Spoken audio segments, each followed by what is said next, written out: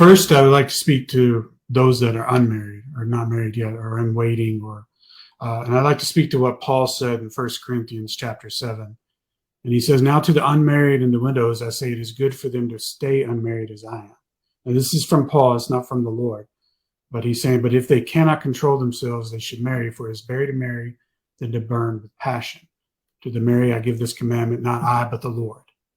So Paul is saying here, if you're single and you can remain single and you don't have an issue with that, and you can serve the Lord, that you're better off remaining single because your focus will be on God. And your focus will not be on who you can find or where you can go to find a mate, or if you go to church to find somebody. But if you have that passion inside and it burns and you can't get rid of it, or you struggle with it, it's better to marry than to burn with those passions. Mm-hmm. So this is what Paul is saying to the church here, and to the young people of the church, and to those saying widowed and unmarried, right? Is if you can remain that way, then it's better to remain that way so you can fully focus on the Lord.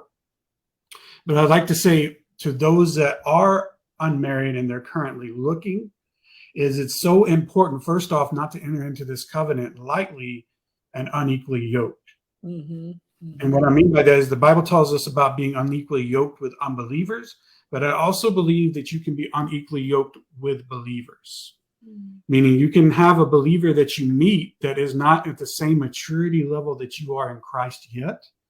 And if you enter into a covenant with that person, then what you're entering into is a battle, because you're going to be battling to bring that person up to that maturity level. You're going to be teaching them. You're going to need patience with them. You're going to need to be in the secret place praying for them, interceding for them. Yes. And actually going to war for them, that they may be equally yoked with you in the spirit. And this is actually what happened in our marriage, right?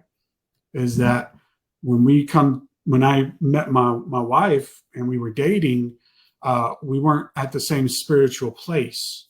And she can tell you where she was at, and I can tell you where I was at. I was preaching at the time, but then when I met her, I decided to let the things of the Lord and my preaching kind of fall to the wayside, because I let that desire to not be lonely kind of take over, and I didn't run to the Lord and to God first and say, Lord, you're my comfort. This will happen when it needs to happen. But what I was doing was I was crying out to the Lord, because I was 26 and I hadn't been married yet.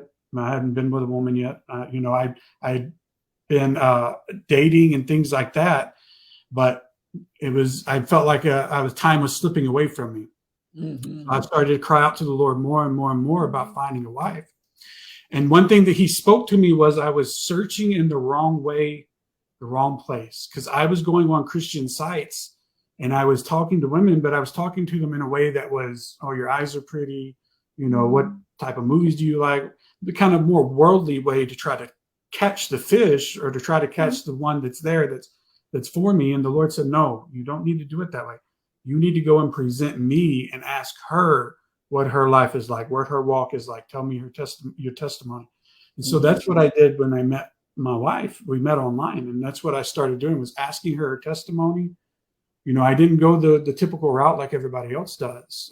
I said, hey, tell me how long you've been with the Lord. Tell me about your walk with the Lord.